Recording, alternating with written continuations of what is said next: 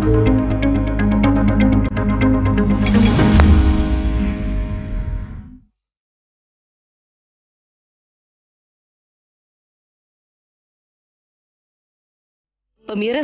dampak penyakit mental yang diidap orang tua baik itu tingkat ringan hingga berat memberikan pengaruh yang signifikan pada kesejahteraan anak.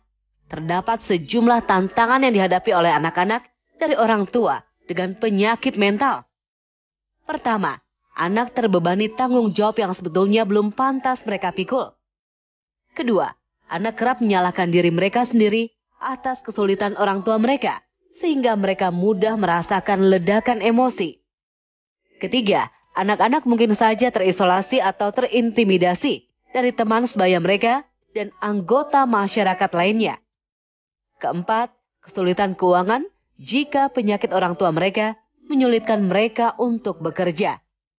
Kelima, berisiko tinggi memiliki masalah di sekolah. Terakhir, anak-anak dari orang tua dengan penyakit mental berisiko menghadapi berbagai masalah kesehatan mental. Karenanya, orang tua tetap membutuhkan dan menerima dukungan yang tepat dari anggota keluarga yang lain. Oleh karena itu, penting untuk lebih peduli kepada lingkungan sekitar demi mencegah hal ini. Persoalan yang kita hadapi ini membuktikan bahwa memang kesehatan mental patut menjadi perhatian juga bagi orang tua yang mungkin belum aware bahwa mereka punya masalah mental. Nah tadi dokter, ini pertanyaannya simpel saja, mungkin dijawab secara simpel, pasti jawabannya mungkin akan panjang ya, tapi berbeda-beda setiap orang. Tapi maksudnya sebenarnya kalau pada anak, orang tua nih marah nih, harusnya dia tahan atau memang dia harus melampiaskan supaya nggak jadi stres atau depresi gitu? Iya, jadi amarah itu emosi yang natural dan alami ya. Pertama yang harus orang tua lakukan, validasi. Oke, saya sedang marah, tadi ada masalah di kantor sehingga saya emosional agak berlebihan. Yang kedua adalah ventilasi. Ekspresikan amarah itu dengan hal-hal yang positif dan alami. Bikin journaling, bercerita dengan orang yang dipercaya, sharing dengan pasangan, dengerin musik yang relate, lirik ataupun notnya misalnya, dan berlatih regulasi emosinya. Teknik grounding, teknik pernafasan, relaksasi, itu adalah hal-hal yang bisa membantu meregulasi emosi. Kalau semua itu sudah dikerjakan tapi kok kayaknya amarahnya nggak terkontrol, segeralah konsultasi ke profesional kesehatan jiwa.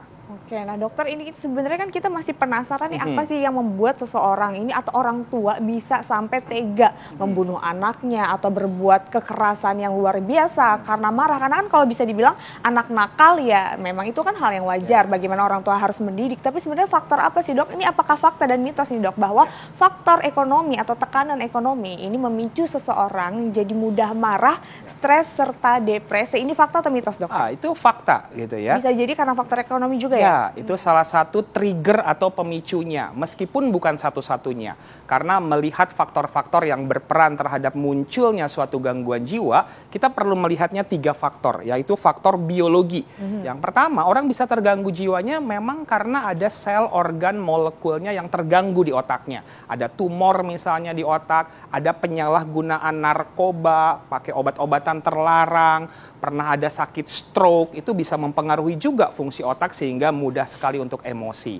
Kemudian faktor kedua, faktor psikologis. Tadi kalau ada pengalaman-pengalaman traumatis, ada perlakuan yang tidak baik di masa sebelumnya, masalah yang cukup berat, relasi yang nggak bagus, ekspektasi yang melebihi daripada realita, ada kekecewaan, itu secara psikologis bisa mempengaruhi itu. Dan dia bisa menyebabkan munculnya tuh gangguan-gangguan seperti depresi. Nah, depresi itu seringkali juga memunculkan perilaku kekerasan.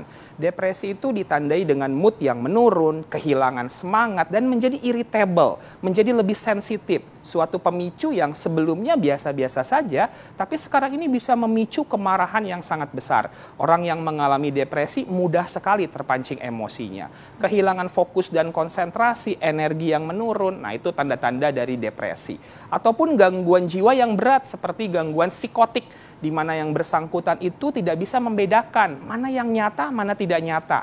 Ada halusinasi yang menyuruh dia melakukan sesuatu. Nah, pasien-pasien saya di rumah sakit jiwa misalnya yang mengalami gangguan psikotik sehingga muncul halusinasi, suara-suara yang menyuruhnya itu menyuruhnya melakukan kekerasan bahkan terhadap anggota keluarganya.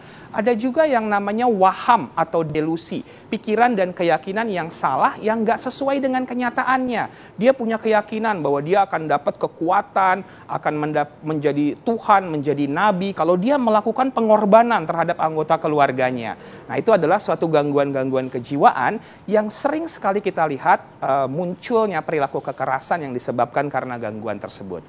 Nah ini bagaimana mungkin ya, karena banyak berita akhir-akhir ini kok saya lihat di berita juga berturutan tuh kejadiannya jadinya. Apakah ada imitasi mungkin sehingga mereka melakukan hal yang sama karena ada contohnya gitu maksudnya gitu. Ya, memungkinkan sekali ya ketika ada tayangan, informasi, berita-berita yang tidak disertai dengan edukasi yang baik, itu bisa membuat orang tersebut jadinya meniru perilaku tersebut. Karena sekarang ini dengan adanya media sosial, mudah sekali orang untuk mencari tahu apa yang terjadi dengan dirinya, apa yang mau dikerjakannya ke depan. Dan kalau orang dalam keadaan stres, tentunya dia akan memilih hal, oh ya deh, ini cara paling gampang nih untuk menghilangkan penderitaanku gitu ya. Karena sebenarnya orang yang bunuh diri itu bukan ingin mengakhiri hidupnya, tapi ingin mengakhiri kepedihan, penderitaan hidupnya. Sehingga cara yang instan itu seolah-olah menjadi opsi satu-satunya. Nah, di sini juga mungkin peran dari keluarga, juga masyarakat sekitar untuk melihat kalau seseorang itu ada perubahan yang terjadi dalam kehidupannya, kita mencoba untuk bersikap empati, untuk datang, berkomunikasi, menegur, dan menanyakan kabarnya, dan juga mengajak dia untuk berinteraksi kembali dalam lingkungannya. Oke, dan ini juga ada motifnya memang berbeda-beda ya, tadi dokter bilang ini juga ada motif yang kita tahu kasusnya kalau nggak salah di Malang ya pada saat itu. Ini orang tua tidak ingin melihat anaknya hidup susah, akhirnya dibunuhin dulu anaknya, terus terakhirnya beliau juga akhirnya bunuh diri. Nah ini seperti apa dokter fenomena ini? Tapi nanti dokter kita jawabnya. Pemirsa jangan kemana-mana, kita akan temukan jawabannya sesaat lagi, tetap di Hidup Sehat.